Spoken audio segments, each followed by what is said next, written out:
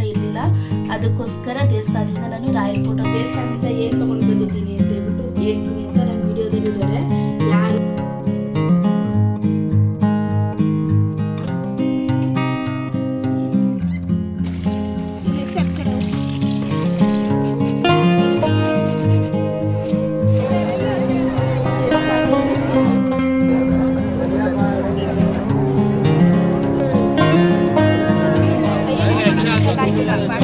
Hi ಎಲ್ರಿಗೂ. ಅಂದರೆ ಇವತ್ತು ಸೋಮವಾರ 5:30ಗೆ ಬಂದ್ವಿ. ಸ್ವಲ್ಪ ಕಿಚನೆಲ್ಲ ಎಷ್ಟು ಗಲೀಜಾಗಿತ್ತಲ್ವಾ, ಸೊ ಫುಲ್ಲು ಕಿಚನೆಲ್ಲ ಕ್ಲೀನ್ ಮಾಡಿದ್ದೀನಿ. ಪಾತ್ರೆಗಳೆಲ್ಲ ಜೋಡಿಸ್ಬೇಕು. ಪಾತ್ರೆ ಎಲ್ಲ ಜೋಡಿಸಿದ್ರೆ ಮುಗೀತು. ತುಂಬ ಗಲೀಜಾಗಿಬಿಟ್ಟಿತ್ತು. ಸ್ವಲ್ಪ ನೆಲ ಮನೆಯೆಲ್ಲ ಒರೆಸಿದಾಯಿತು. ಎಷ್ಟು ಅಂದರೆ ಒಂದು ವಾರ ಮನೇಲಿ ಇಲ್ಲದೆ ಇರೋದಕ್ಕೆ ಮನೆಯೆಲ್ಲ ಫುಲ್ಲು ಗಲೀಜು. ಇನ್ನು ಬಟ್ಟೆ ಎಲ್ಲ ಸ್ವಲ್ಪ ಒಗೆಯೋದಿದೆ ಮತ್ತು ಬಟ್ಟೆಗಳೆಲ್ಲ ಮಡಿಸೋದಿದೆ. ಅದೊಂದು ಕೆಲಸ ಆಗೋದ್ರೆ ಒಂದು 3/4 ಭಾಗ ಕೆಲಸ ಆದಂಗೆ. ಅಂದರೆ ಡೀಪ್ ಕ್ಲೀನಿಂಗ್ ಏನೂ ಮಾಡಿಲ್ಲ. ಸೊ ಸ್ವಲ್ಪ ಕಿಚನ್ ಆರ್ಗನೈಸಿಂಗ್ ಎಲ್ಲ ಮಾಡಬೇಕಲ್ಲ, ಸೊ ಅದರಿಂದ ನಾನು ಸ್ವಲ್ಪ ಪೆಂಡಿಂಗ್ ಇಟ್ಟಿದ್ದೀನಿ. ಮತ್ತು 2 ಸಲ ಕಿಚನೆಲ್ಲ ಕ್ಲೀನ್ ಮಾಡಬೇಕು ಅಂದ್ಬಿಟ್ಟು ಹಂಗೆ ಇದು ಮಾಡಿದ್ದೀನಿ. ಆಮೇಲೆ ಒಂದು ವಾರದಿಂದ ಬಾಯೆಲ್ಲ ಕೆಟ್ಟೋಗ್ಬಿಟ್ಟಿದೆ. ಯಾಕೆ ಅಂತಂದರೆ ಅಲ್ಲಿನ ಫುಡ್ಡು ಅಂದರೆ ಯಾವಾಗಲೂ ರೊಟ್ಟಿ ಮತ್ತು ಕರಿ ತಿಂದು ಸ್ವಲ್ಪ ಬಾಯೆಲ್ಲ ಕೆಟ್ಟೋಗಿದೆ. ಅದರಿಂದ ಅಂದರೆ ಅಣ್ಣನ ಮನೆಯಲ್ಲಿ ಇದು ಗೊಜ್ಜು ಮುದ್ದೆ ಮಾಡಿದರು. ಸೊ ಅಲ್ಲಿ ತಿನ್ಕೊಂಡು ಬಂದ್ವಿ. ಆದರೂ ಮನೆಯಲ್ಲಿ ಸಾರಂದರೆ ಯಾಕೋ ಇಷ್ಟ ಆಗ್ತಾಯಿಲ್ಲ. ನೋಡೋಣ ಇವಾಗ ಏನಾದರೂ ಅಂಗಡಿನಲ್ಲಿ ಏನಿದೆ ತರಕಾರಿ ಅಂತ ನೋಡಿಬಿಟ್ಟು ಏನಾದರೂ ಮಾಡ್ತೀನಿ. ಹಾಗೆ ನಾನು ದೇವಸ್ಥಾನದಿಂದ ಏನು ತೊಗೊಂಡು ಬಂದಿದ್ದೀನಿ ಅಂತ ಹೇಳ್ಬಿಟ್ಟು ಹೇಳ್ತೀನಿ ಅಂತ ನಾನು ವಿಡಿಯೋದಲ್ಲಿ ಹೇಳಿದ್ದೆ. ಸೊ ನಮ್ಮ ಮನೆಗೆ ಒಬ್ಬರು ಬಂದಿದ್ದಾರೆ. ಯಾರು ಅಂತ ಹೇಳ್ಬಿಟ್ಟು ನಾನು ತೋರಿಸ್ತೀನಿ. ಸೊ ನೋಡ್ತಾ ಇದ್ದೀರಲ್ಲ ಯಾರು ಅಂತ. ನಮ್ಮ ಮನೆಗೆ ರಾಯರು ಬಂದಿದ್ದಾರೆ. ಸೊ ನಮ್ಮ ಮನೆಯಲ್ಲಿ ರಾಯರ್ ಫೋಟೋ ಇರಲಿಲ್ಲ. ಅದಕ್ಕೋಸ್ಕರ ದೇವಸ್ಥಾನದಿಂದ ನಾನು ರಾಯರ್ ಫೋಟೋ ತೊಗೊಂಡು ಬಂದಿದ್ದೀನಿ. ಹಾಗೆ ದೀಪದ ಕೆಳಗಡೆ ಇಡ್ತಾರಲ್ಲ ಪ್ಲೇಟ್ಗಳನ್ನ ತಂದಿದ್ದೀನಿ. ಸೊ ನಾನು ಯಾವಾಗಲೂ ಅಷ್ಟೇ ದೀಪದ ಕೆಳಗಡೆ ಎಲೆ ಇಡ್ತಾ ಇದ್ದೆ. ಈ ಸಲ ನಾನು ಏನು ಮಾಡಿದ್ದೀನಿ, ಪ್ರತಿ ಸಲ ಎಲೆ ಚೇಂಜ್ ಮಾಡ್ತಾ ಇರೋಕ್ಕಾಗಲ್ಲ. ಇವಾಗ ಬೇರೆ ಬೇಸಿಗೆ ಬಂತಲ್ಲ, 1-2 ದಿವಸಕ್ಕೆಲ್ಲ ಎಲೆ ಎಲ್ಲ ಒಣಗೋಗ್ಬಿಡುತ್ತೆ ಅಂತೇಳ್ಬಿಟ್ಟು ರಾಯರ ದೇವಸ್ಥಾನಕ್ಕೆ ಹೋಗಿದ್ನಲ್ಲ, ಸೊ ಅಲ್ಲಿಂದನೇ ನಾನು ದೀಪದ ಕೆಳಗಡೆ ಇಡೋ ಪ್ಲೇಟ್ ತಂದಿದ್ದೀನಿ. ಸೊ ಇನ್ನೊಂದು ಜೊತೆ ತರಬೇಕಾಯಿತು. ಆಮೇಲೆ ಏನಾಯ್ತೋ ಗೊತ್ತಿಲ್ಲ, ನಾನು ಒಂದೇ ಜೊತೆ ತೊಗೊಂಡಿದ್ದು. ನಮ್ಮ ಅತ್ತಿಗೆ ಒಂದು ಜೊತೆ ತೊಗೊಂಡ್ರು, ನಾನೊಂದು ಜೊತೆ ತೊಗೊಂಡು ಬಂದಿದ್ದೀನಿ ಪ್ಲೇಟು. ಇವತ್ತು ಪೂಜೆ ಮಾಡಿರೋದು ನಮ್ಮ ಯಜಮಾನ್ರು. ನಾನು ಸ್ವಲ್ಪ ಕಿಚನ್ ಎಲ್ಲ ಕ್ಲೀನ್ ಮಾಡ್ಕೊತಿದ್ನಲ್ಲ, ಸೊ ಅವರೇ ಪೂಜೆ ಎಲ್ಲ ಮಾಡಿರೋದು. ಬಸ್ಸಾರು ಮಾಡೋಣ ಅನ್ಕೊಂಡಿದ್ದೆ, ಲೇಟ್ ಆಗೋಗುತ್ತೆ ಅಂದ್ಬಿಟ್ಟು ಈಗ 8 ಗಂಟೆ ಆಯ್ತಿದೆ. ಲೇಟ್ ಆಯಿತು ಸ್ವಲ್ಪ ಕೆಲಸ ಎಲ್ಲ ಮಾಡೋದಕ್ಕೆ. ಇವಾಗ ರಾತ್ರಿ ಅಡುಗೆಗೆ ಅಂದ್ಬಿಟ್ಟು ನಾನು ಅಲಸಂದೆ ಕಾಳು ಇದೆಯಲ್ಲ, ಒಣಕಾಳು, ಇದನ್ನು ಹಾಕ್ಬಿಟ್ಟು ಗೊಜ್ಜಿಸ್ಕೋಣ ಅಂತಿದ್ದೀನಿ. ಮೊದಲಿಗೆ ಇದನ್ನು ನಾನು ಒಂದು ಸಲ ವಾಶ್ ಮಾಡ್ಕೊಂಬಿಟ್ಟು ಒಂದು 3 ವಿಷಲ್ ಕೂಗಿಸ್ಕೊಡ್ತೀನಿ. ಯಾವುದೇ ಕಾಳಾಗಲಿ ನಾನು ಒಂದು ಕೇರ್ಬಿಟ್ಟೆ ಹಾಕ್ಕೊಳೋದು.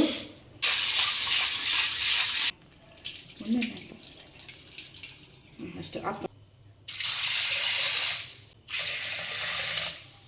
ಇವಾಗ ನಾನು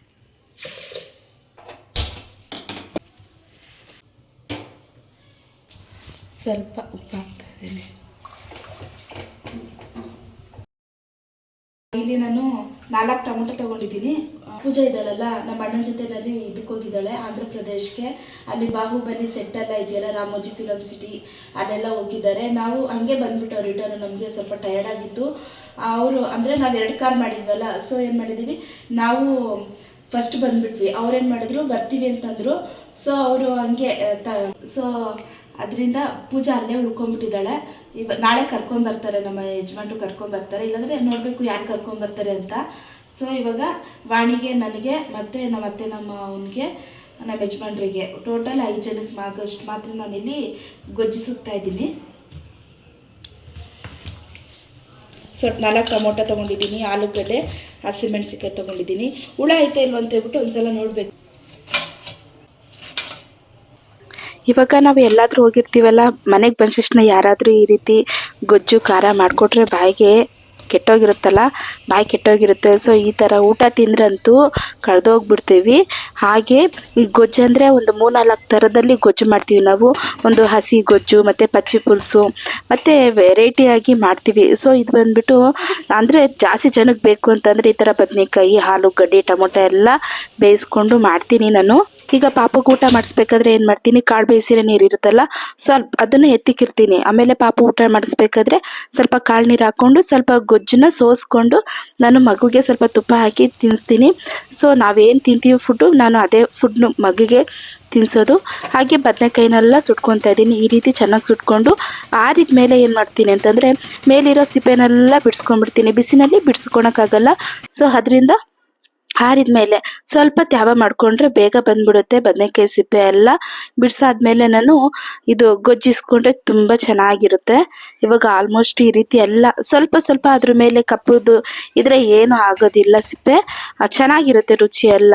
ನಾನು ಕಾಳು ಬೇಯಕ್ಕೆ ಇಟ್ಟಿದ್ನಲ್ಲ, ಸೊ 4 ವಿಷಿಲ್ ಆಗಿದೆ. ಇವಾಗ ಕಾಳೆಲ್ಲ ಚೆನ್ನಾಗಿ ಬೆಂದಿದೆ. ಟೊಮೊಟೊನು ಅಷ್ಟೇ ಚೆನ್ನಾಗಿ ಎಲ್ಲ ಬೆಂದಿದೆ.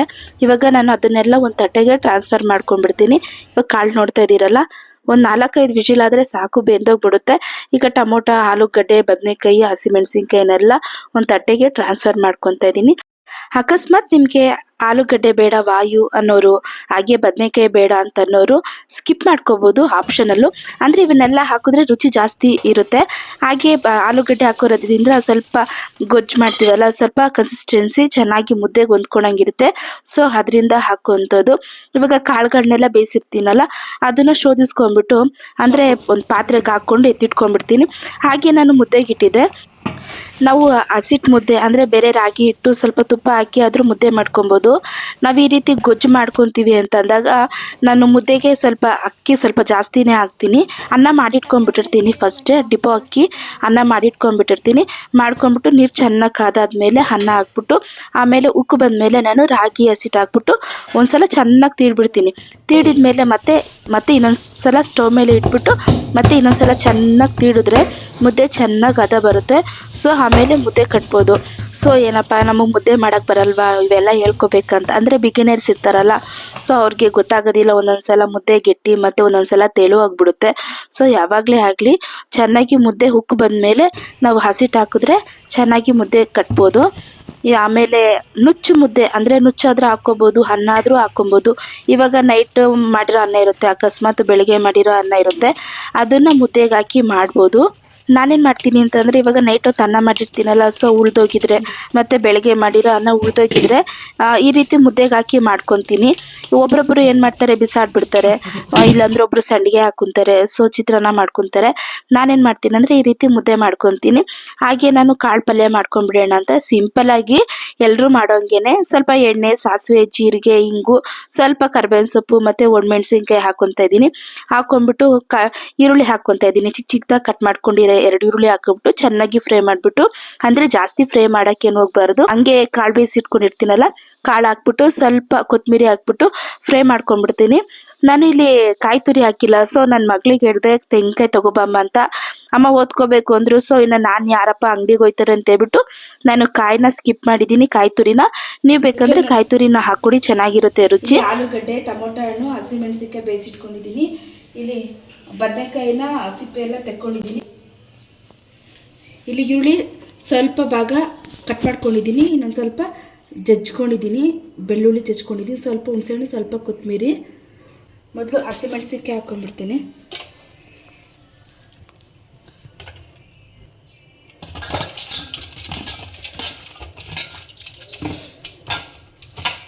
ಕೈ ಉರಿ ಬರುತ್ತೆ ನೋಡಿ. ನಾನು ಮೊದಲು ಹಸಿಮೆಣಸಿನ್ಕಾಯಿ ಹಾಕ್ಕೊತಾ ಇದ್ದೀನಿ. ಹಸಿಮೆಣಸಿನ್ಕಾಯಿನ ಫಸ್ಟು ಚೆನ್ನಾಗಿ ಕೈಯಲ್ಲಿ ಕಿಚ್ಚಬೇಕು. ಅಕಸ್ಮಾತ್ ನಮಗೆ ಕೈ ಉರಿ ಬರುತ್ತೆ ಆ ರೀತಿ ಅಂದಾಗ ಏನು ಮಾಡ್ಬೋದು ಅಂತಂದರೆ, ನಾವು ಸೊಪ್ಪು ಮಸಿತೀವಲ್ವ, ಸೊಪ್ಪು ಮಸಿಯೋ ಕೋಲಲ್ಲಾದರೂ ನಾವು ಮಸಿಬೋದು. ಅಕಸ್ಮಾತ್ ಅದರಲ್ಲೂ ಆಗಲ್ಲ ಅಂತಂದರೆ ಕೈಗೆ ಕವರ್ ಇದೆಯಲ್ಲ, ಕವರ್ ಹಾಕ್ಕೊಂಡ್ಬಿಟ್ಟು ಫುಲ್ಲು ಒಂದು ಸ್ವಲ್ಪ ಗಂಟು ಹಾಕ್ಕೊಂಡ್ಬಿಡ್ಬೇಕು. ಕವರ್ನ ಗಂಟು ಹಾಕ್ಕೊಂಡ್ಬಿಟ್ಟು ಇವಾಗ ನಾನೆಲ್ಲ ಹಾಕ್ಕೊಂಡಲ್ಲ ಅಂದರೆ ಹಸಿಮೆಣಸಿನ್ಕಾಯಿ ಫಸ್ಟ್ ಕಿಚ್ಕೊಂಡ್ಬಿಟ್ಟು ಆಮೇಲೆ ಆಲೂಗಡ್ಡೆ, ಬದನೆಕಾಯಿ, ಟೊಮೊಟೊ ಹಣ್ಣು, ಆಮೇಲೆ ಜಜ್ಕೊಂಡಿರೋ ಬೆಳ್ಳುಳ್ಳಿ, ಈರುಳ್ಳಿ, ಸ್ವಲ್ಪ ಕೊತ್ತಂಬರಿ, ಹುಣಸೆ ಹಣ್ಣು ಇವೆಲ್ಲವನ್ನು ಹಾಕ್ಕೊಂಡು ಚೆನ್ನಾಗಿ ಈ ರೀತಿ ಮಿಕ್ಸ್ ಮಾಡ್ಕೊಬೇಕು. ಕೈನಲ್ಲಿ ಎಷ್ಟು ಚೆನ್ನಾಗಿ ಈ ರೀತಿ ಮಿಕ್ಸ್ ಮಾಡ್ಕೊತೀವೋ ಗೊಜ್ಜು ಅಷ್ಟು ಚೆನ್ನಾಗಿರುತ್ತೆ.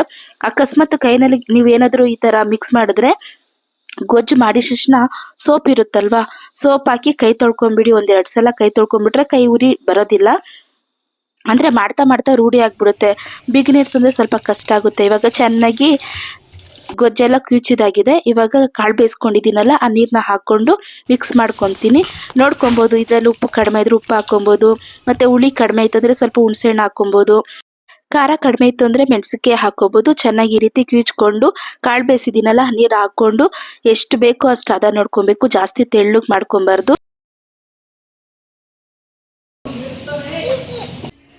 ಮುದ್ದೆ ಮಾಡಿದ್ದೀನಿ, ಪಲ್ಯ ಮಾಡ್ಕೊಂಡು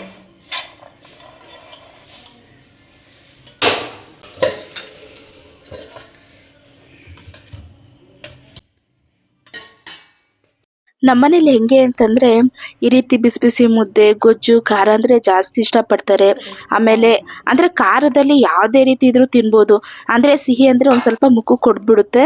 ಸೊ ಇವಾಗ ನೋಡ್ತಾ ಇರ್ಬೋದು, ಆ ತಟ್ಟೆಗೆ ಹಾಕ್ತಿದ್ರೇ ಬಾಯಲ್ಲಿ ನೀರು ಬರುತ್ತೆ, ಅಷ್ಟು ರುಚಿಯಾಗಿರುತ್ತೆ. ಅಕಸ್ಮಾತ್ ಗೊಜ್ಜು ಜಾಸ್ತಿ ಇತ್ತು ಅಂದರೆ ನನ್ನ ಮಕ್ಕಳು ಏನು ಮಾಡ್ತಾರೆ ಅಂದರೆ, ಬೆಳಗ್ಗೆಗೆ ರೈಸ್ ಮಾಡಿರ್ತೀನಲ್ಲ, ಸೊ ರೈಸ್ಗೆ ಸ್ವಲ್ಪ ತುಪ್ಪ ಗೊಜ್ಜು ಹಾಕ್ಕೊಂಡು ತಿನ್ಕೊಂಡು ಸ್ಕೂಲ್ಗೆ ಹೋಗ್ತಾರೆ, ಅಷ್ಟು ಚೆನ್ನಾಗಿರುತ್ತೆ. ಈ ರೆಸಿಪಿ ನಿಮ್ಗೆ ಏನಾದರೂ ಇಷ್ಟ ಆದರೆ ಮನೆಯಲ್ಲಿ ಒಂದ್ಸಲ ಟ್ರೈ ಮಾಡಿ. ನಾನು ಹಳ್ಳಿ ಕಡೆ ಹೆಂಗೆ ಮಾಡ್ತಾರೆ ಸೊ ಅದೇ ರೀತಿಯಾಗಿ ಮಾಡಿದ್ದು. ಇದು ನೆಕ್ಸ್ಟ್ ಡೇ ಹಂಗೆ ಕಂಟಿನ್ಯೂಷನ್ ಮಾಡ್ತಾ ಇದ್ದೀನಿ. ಸೊ ನನ್ನ ಮಗಳಿದ್ದಾಳಲ್ಲ, ಅದು ಗ್ರೀನ್ ಮ್ಯಾಟು, ಸೊ ನೀವು ನೋಡಿರ್ಬೋದು, ತುಪ್ಪ ಎಲ್ಲ ಹಾಕಿ ಇದು ಅಂದರೆ ಫುಲ್ಲು ಗಲೀಜು ಮಾಡಿಬಿಟ್ಟಿದ್ಲು, ಚೆಲ್ಬಿಟ್ಟಿದ್ಲು. ಸೊ ಹಾಗೆ ಇಡೋಕ್ಕಾಗಲ್ಲ, 2-3 ದಿವಸದಿಂದ ಹಾಗೆ ಇತ್ತು ಬಿಸಿಲಿಗೆ ಒಣ್ಕೊಂಡು. ಸೊ ನಾಳೆ ಅಂದರೆ ಆಗಲ್ಲ ಅಂದ್ಬಿಟ್ಟು ವಾಶ್ ಮಾಡ್ತಾ ಇದ್ದೀನಿ. ಸೊ ನನ್ನ ಮಗಳಿದ್ದಾಳಲ್ಲ, ಬಿಡ್ತಾನೆ ಇಲ್ಲ, ಬಟ್ಟೆ ಒಗೆಯೋಕ್ಕೆ ಬಿಡ್ತಾ ಇಲ್ಲ, ಮ್ಯಾಟ್ ಒಗೆಯೋಕ್ಕೆ ಬಿಡ್ತಾ ಇಲ್ಲ, ಹಾಗೆ ಬಟ್ಟೆನೂ ಒಗೆಯೋಕ್ಕೆ ಬಿಡ್ತಾ ಇಲ್ಲ. ಆದ್ರಿಂದ ಸ್ವಲ್ಪ ಆ ಮಗುನ ಒಂದು ಸ್ವಲ್ಪ ಹತ್ತು ಕಡೆ ಕಳ್ಸೋದೇ ಆಗೋಯ್ತು. ಪಾಪಗೆ ಬೇರೆ ಹುಷಾರಿರ್ಲಿಲ್ಲ, ನಾನು ಅಂದರೆ ಟ್ರಿಪ್ ಮುಗಿಸ್ಕೊಂಡು ಬಂದಲ್ಲ, ಪಾಪಗೆ ಹುಷಾರಿರ್ಲಿಲ್ಲ, ತುಂಬ ಜ್ವರ ಬಂದ್ಬಿಟ್ಟಿತ್ತು. ಸೊ ಹಾಸ್ಪಿಟ್ಲಿಗೆ ಕರ್ಕೊಂಡೋಗಿದ್ದೀನಿ, 2 ಸಲ ಹಾಸ್ಪಿಟ್ಲಿಗೆ ಕರ್ಕೊಂಡೋಗಿದ್ದೀನಿ. ಆದರೂ ಕೂಡ ಸ್ವಲ್ಪ ಕಡಿಮೆ ಆಗಿಲ್ಲ, ಹಂಗೆ ಇದೆ, ಇನ್ನು ಒಂದು ಸ್ವಲ್ಪ ಜ್ವರ ಹಂಗೆ ಇದೆ, ನೆಗಡಿ ಕೆಮ್ಮು ಎಲ್ಲ ಹಾಗೆ ಇದೆ. ಆದರೂ ಕೂಡ ನೀರಲ್ಲಿ ಆಟಾಡೋದು ಬಿಡ್ತಿಲ್ಲ ಅವನು. ಸೊ ಎಷ್ಟು ಬೇಡ ಅಂದ್ರೂ ನೀರಲ್ಲಿ ಆಟಾಡ್ತಿದ್ದಾನೆ. ಇದು ಕಡೆ ಹೊಡಿಯೋದಕ್ಕಾಗೋದಿಲ್ಲ, ಬೈಯೋದಕ್ಕಾಗೋದಿಲ್ಲ ಮಕ್ಕಳನ್ನ. ನೀರಂದರೆ ಅದೇನು ಖುಷಿನೂ ಗೊತ್ತಿಲ್ಲ ಮಕ್ಕಳಿಗೆ, ಎಲ್ಲೇ ಏನೇ ಕೆಲಸ ಮಾಡ್ತಿರ್ಲಿ ಬಂದ್ಬಿಡೋದು, ಈ ರೀತಿ ನೀರಲ್ಲಿ ಆಟಾಡೋದು, ಮತ್ತು ಸಂಜೆ ಹೊತ್ತಿಗೆಲ್ಲ ನೆಗಡಿಯಾಗಿ ಕೆಮ್ಮಾಗಿ ಕೆಮ್ತಾ ಇರ್ತಾರೆ. ಸೊ ನಾವೇನೋ ಹೇಳ್ಬಿಡ್ತೀವಿ, ಬಟ್ ಮಕ್ಕಳು ಚಿಕ್ಕ ಮಕ್ಕಳಲ್ವಾ, ಪಾಪ ನೋವು ತಿಂತಾರೆ, ಹೇಳೋದಕ್ಕಾಗಲ್ಲ, ಮುಳುಗ್ತಾನೆ ಇರ್ತಾರೆ, ಆಳ್ತಾರೆ. ಬಟ್ ನಮಗೆ ಗೊತ್ತಾಗೋದಿಲ್ಲ, ನಾವು ತಿಳ್ಕೊಬೇಕು ಏನಾಗಿದೆ ಮಗುಗೆ ಅಂತ. ಸೊ ಹಾಗೆ ವೇಲ್ಗಳೆಲ್ಲ ಇವೆಲ್ಲ ಒಂದು ಸ್ವಲ್ಪ ಹೊಸ ಬಟ್ಟೆಗಳಲ್ವಾ, ಬಣ್ಣ ಹೋಗುತ್ತೆ ಅಂದ್ಬಿಟ್ಟು ನಾನು ಕೈನಲ್ಲೇ ವಾಶ್ ಮಾಡ್ಕೊತಾ ಇದ್ದೀನಿ. ಇನ್ನು ಮಗು ಬೇರೆ ಕೈ ಬಿಡ್ತಾ ಇಲ್ವಲ್ಲ, ಸೊ ಅದರಿಂದ ಒಂದು 10 ನಿಮಿಷ ಅಂತ ಹೇಳ್ಬಿಟ್ಟು ನಾನು ಹೇಳ್ದೆ. ಸೊ ಸುಮ್ಮನೆ ಆದ್ಲು ಅವಾಗ. ಇನ್ನು ನಾನು ಬಟ್ಟೆ ಎಲ್ಲ ಜಾಲಿಸ್ಬಿಟ್ಟು ಸ್ವಲ್ಪ ಕಂಫರ್ಟ್ ಹಾಕ್ತೆ. ಸ್ವಲ್ಪ ಸ್ಮೆಲ್ ಬಂದ್ಬಿಟ್ಟಿತ್ತು, ಬಟ್ಟೆ ಎಲ್ಲ ತೇವದ ಬಟ್ಟೆ ಅಲ್ವಾ, ಅದಕ್ಕೆ ಸ್ಮೆಲ್ ಬಂದ್ಬಿಟ್ಟಿತ್ತು. ಕಂಫರ್ಟ್ ಹಾಕ್ಬಿಟ್ಟು ಒಂದು 2 ಸಲ ಜಾಲಿಸಿ ಒಣಗಾಕ್ತಾ ಇದ್ದೀನಿ. ಇನ್ನು ಪೂಜಾ ಕೂಡ ಅಣ್ಣನ ಮನೆಯಿಂದ ಬಂದ್ಲು. ಸೊ ಟಯರ್ಡ್ ಆಗಿತ್ತಲ್ಲ, ಅವಳು ಮನೇಲಿ ರೆಸ್ಟ್ ಮಾಡ್ತಾ ಇದ್ದಾಳೆ. 10 ದಿವಸದಿಂದ ಸ್ಕೂಲ್ಗೆ ಹೋಗಿರ್ಲಿಲ್ಲ. ಸೊ ನೋಟ್ಸ್ ಎಲ್ಲ ಕಂಪ್ಲೀಟ್ ಮಾಡಬೇಕು, ಹಾಗೆ ಹೋಮ್ವರ್ಕ್ಗಳೆಲ್ಲ ಕಂಪ್ಲೀಟ್ ಮಾಡಬೇಕು, ಮತ್ತು ಎಕ್ಸಾಮ್ ಬೇರೆ ಇದೆಯಲ್ಲ, ಅವೆಲ್ಲ ಜಾಸ್ತಿ ವರ್ಕ್ ಇದೆ ಅಂತ ಹೇಳ್ತಾ ಇದ್ಲು. ಸೊ ಅದರಿಂದ ನಾನು ಏನು ಮಾತಾಡಿಸಿಲ್ಲ. ಸೊ ಬಟ್ಟೆ ಎಲ್ಲ ವಾಶ್ ಮಾಡಿದ್ದಾಯಿತು.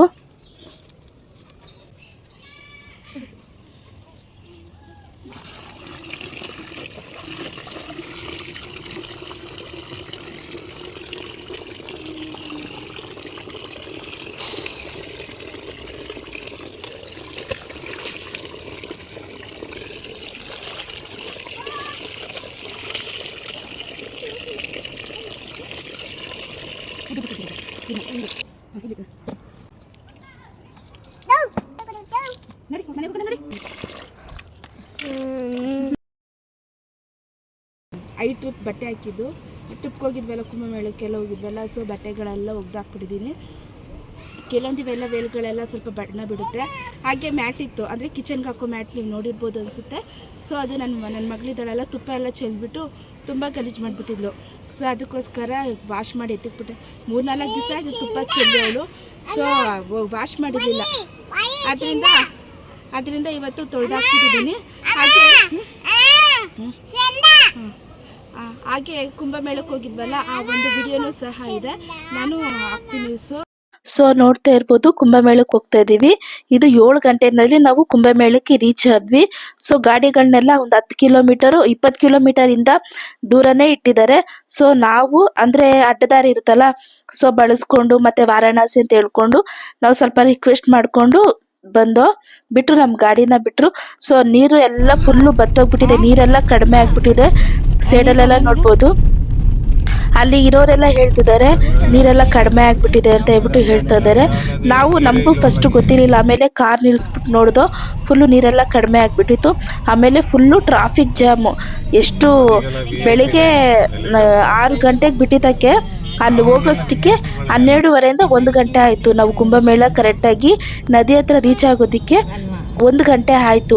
ಅಲ್ಲಿ ತ್ರಿವೇಣಿ ಸಂಗಮ ಅಂದ್ರೆ ಗಂಗಾ, ಯಮುನಾ ಮತ್ತೆ ಸರಸ್ವತಿ ಈ 3 ನದಿಗಳು ಕುಂಭಮೇಳ ಎಲ್ಲರ ಕೈಲೂ ಕೂಡ ಅಷ್ಟೇ ಒಂದ್ 2 ಬಾಟಲ್ 3 ಬಾಟಲ್ ಅಂದ್ರೆ ನೀರ್ ತಗೊಂಡ್ ಹೋಗ್ತಾ ಇದ್ರು.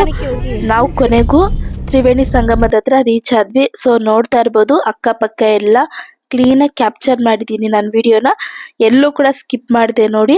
ಯಾಕಂದ್ರೆ ನಾವು ಎಲ್ಲರೂ ಕೂಡ ಹೋಗೋದಕ್ಕಾಗೋದಿಲ್ಲ ಎಲ್ಲ ಪ್ಲೇಸ್ಗೂ ಸಹ. ಹೋದ ನಂತರ ನಾವು ಅಲ್ಲಿ ಇರೋದಂತ ಏನಿದೆ ಏನಿಲ್ಲ ಅಂತ ತಿಳ್ಕೊಂಡ್ರೆ ಎಷ್ಟು ಯೂಸ್ಫುಲ್ ಆಗುತ್ತೆ ಅಲ್ವಾ. ಸೊ ನೋಡಿ, ಎಲ್ಲನೂ ಆಟೋ ಇದೆ, ಆಟೋ ವ್ಯವಸ್ಥೆನೂ ಇದೆ. ಸೊ ಇಲ್ಲಿ ಈ ರೀತಿಯಾಗಿ ಇದಾಕಿದ್ದಾರೆ, ಪರವಾಗಿಲ್ಲ. ಅಂದರೆ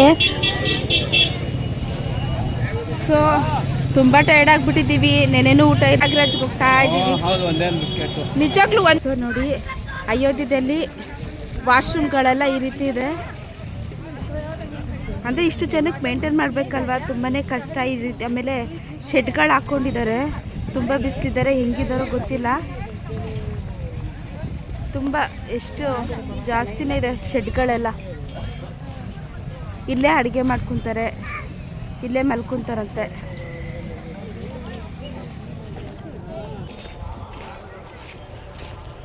ಅಣ್ಣ ಅದು ನೀರು ಬರ್ತಾ ಇರ್ತದಲ್ಲ. ಸೊ ಗಾಯ್ಸ್,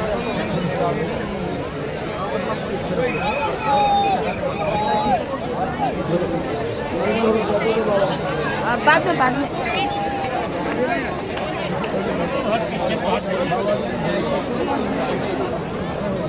ಸೊ ನೋಡ್ತಾ ಇದ್ದೀರಲ್ಲ, ತ್ರಿವೇಣಿ ಸಂಗಮದಲ್ಲಿ ಎಷ್ಟು ಜನ ಇದ್ದಾರೆ ಅಂತ. ನಾವಿಲ್ಲಿ ಸ್ನಾನ ಮಾಡೋಣ ಅನ್ಕೊಂಡು ದಡದಲ್ಲಿ ಆಗಿಲ್ಲ, ಸ್ವಲ್ಪ ಎಲ್ಲ ನೀರೆಲ್ಲ ಜಾಸ್ತಿ ಗಲೀಜಾಗಿತ್ತು. ಅದರಿಂದ ನಾವು ಇದು ಬೋಟ್ ಬುಕ್ ಮಾಡಿದ್ವಿ, ಅಂದ್ರೆ ದೋಣಿನ. ನೆಕ್ಸ್ಟ್ ಇದಕ್ಕೆ ದಡ ಇದೆಯಲ್ಲ, ಆ ಕಡೆ ದಡದಲ್ಲಿ ನೀರು ಚೆನ್ನಾಗಿದೆ, ಮತ್ತೆ ಸ್ನಾನ ಮಾಡ್ಬೋದು, ಮತ್ತೆ ಗಂಗೆ ಪೂಜೆನೂ ಮಾಡ್ಬೋದು ಅಂತ ಹೇಳ್ಬಿಟ್ಟು ನಾವು ಬುಕ್ ಮಾಡಿದ್ವಿ. ಇದಕ್ಕೆ ಬಂದ್ಬಿಟ್ಟು 2,000 ರೂಪಾಯಿ. ಆನಂತರ ಆ ಕಡೆ ಎಲ್ಲ ಅಂದರೆ ಇಲ್ಲಿ ಸ್ವಲ್ಪ ನೀರೆಲ್ಲ ಚೆನ್ನಾಗಿದೆ. ನಾವೆಲ್ಲರೂ ಕೂಡ ಸ್ನಾನ ಎಲ್ಲ ಮಾಡಿ, ಅಂದರೆ ಒಂದು 2 ಅವರು ಅಲ್ಲೇ ನೀರಲ್ಲೆಲ್ಲ ಚೆನ್ನಾಗಿ ಆಟ ಆಡಿದ್ವಿ. ಆಟ ಆಡಿದ್ಮೇಲೆ ಅಲ್ಲೇ ಹಾಲು ತಗೊಂಡು ಅಭಿಷೇಕ ಮಾಡಿಬಿಟ್ಟು, ನೀರಿಗೆ ಅಭಿಷೇಕ ಮಾಡಿಬಿಟ್ಟು, ಆಮೇಲೆ ಗಂಗೆ ಪೂಜೆ ಮಾಡಿಬಿಟ್ಟು ನಾವು ಅಲ್ಲಿ ನೀರು ತುಂಬಿಸ್ಕೊಂಡ್ವಿ, ಕ್ಯಾನ್ಗಳಿಗೆ ತುಂಬಿಸ್ಕೊಂಡು ರೆಡಿ ಆಗಿಬಿಟ್ಟು ಆಮೇಲೆ ಇಲ್ಲಿ ಬೊಟ್ಟಿಕ್ತಾಯಿದ್ರು. ಸೊ ಬೊಟ್ಟನ್ನು ಇಕ್ಕಿಸ್ಕೊಂಡ್ವಿ. ಆಮೇಲೆ ಆ ನಂತರ ಸೌತೆಕಾಯಿ ತಿನ್ಕೊಂಡ್ವಿ, ಅಂದರೆ ಸುಸ್ತಾಗ್ಬಿಟ್ಟಿತ್ತಲ್ಲ. ಸೊ ಸೌತೆಕಾಯಿ ತಿನ್ಕೊಂಡು ನಾವು ಅಲ್ಲಿಂದ ಹೊರಟು. ಆನಂತರ ಇಲ್ಲಿ ಅಂದರೆ ಎಷ್ಟು ಜನ ಇದ್ದಾರೆ ಅಂತಂದರೆ ಇಲ್ಲಿ ವಲಸೆ ಬಂದಿರೋರೇ ಜಾಸ್ತಿ.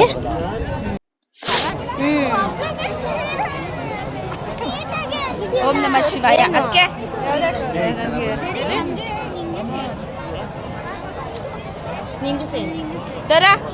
ನನಗೆ ಯಾವುದು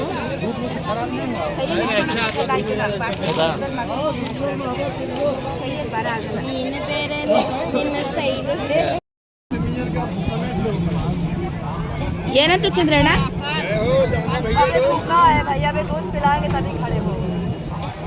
ಏನೋ ಚಂದ್ರಣ್ಣ?